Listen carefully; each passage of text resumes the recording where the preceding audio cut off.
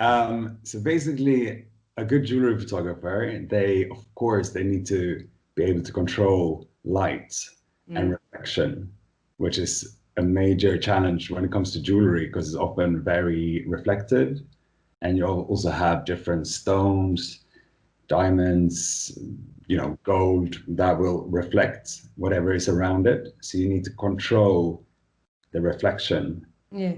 and highlight, shadow, things like that. But also, it's very important that you have an understanding of the design that you see in front of you, and that you have communication with the client.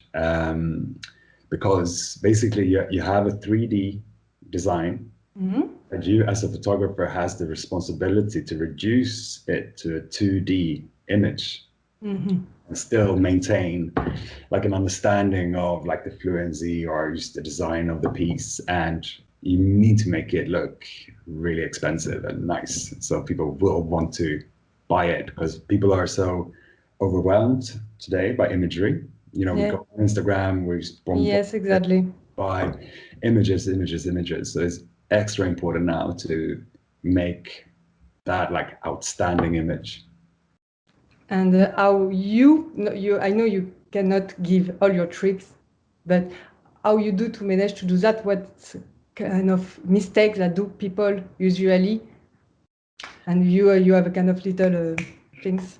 Yeah, so I think something that took quite a while to learn for me was just how, like, just contrast, the power of contrast, basically. And it was through drawing partly that I started to really figure out, how contrast is very important. Because basically, you diffuse light a lot to Mhm. get rid of all these reflections in the jewelry. So you have like softer and softer light, but all of a sudden you have a very boring Image. photograph. Yeah, exactly. If you diffuse it too much. And something that a lot of clients ask for example, is like, oh, I want really bright diamonds. So you brighten and brighten and brighten the diamonds, and in the end, you start to lose details in the diamond because you brighten them so much. So instead, what you can do is just to get a bit of a shadow in next to it.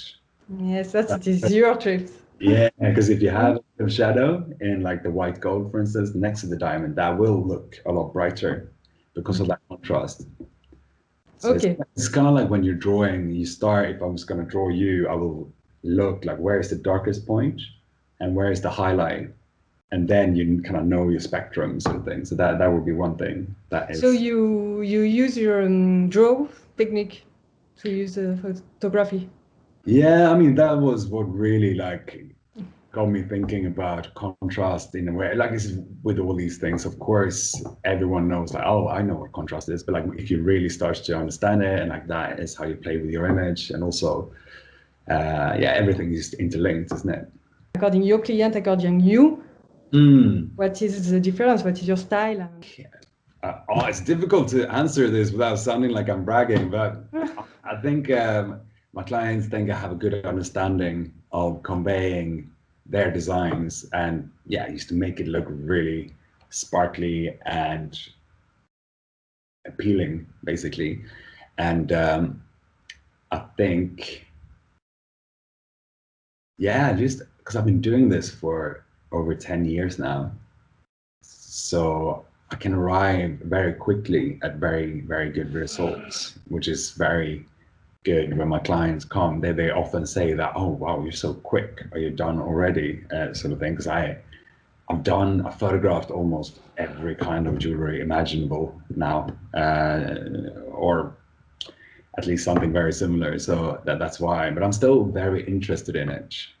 Mm. Makes sense. I think that's one thing that shy other photographers away from jewelry photography is that a lot of people see it as a bit repetitive or not very creative. That's what people think about it. But when you actually do it, there's no limit to how creative you can be if you compare it to many other types of photography is way less creative, because here it's really like quite intricate in how you convey this design. And so that's something that I'm still very interested in, making each photo look very good.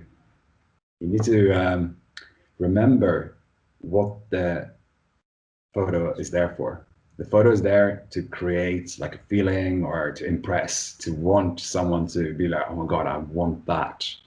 That is what it's there for, not for to show off your technical whatever. Like, no, it's there to create this feeling that, oh, this is the one I want.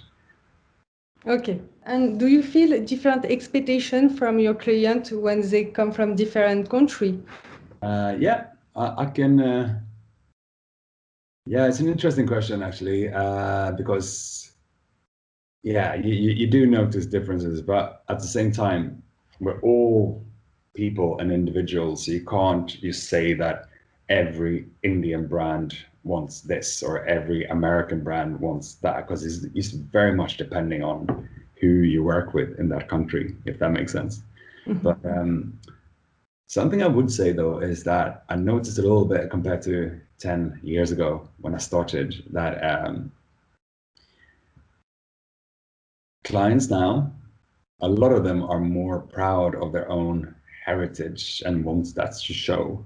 So before it was very much like a Western focus, like a lot of businesses abroad wanted a more like international look, which meant Western focused really. But like now, I see a bit of a shift to have like different models coming from different parts of the world, and I think that's very positive to uh, to show a more diverse outlook like that. Yes. Um, but yeah, I mean, you do notice sometimes like people want a very retouched look compared to I prefer to have a little bit more of a natural look that is very elegant rather than to have this thing that looks almost like computer generated. So I've been pleased that it develops towards that now. Like that's more of the trend now as well.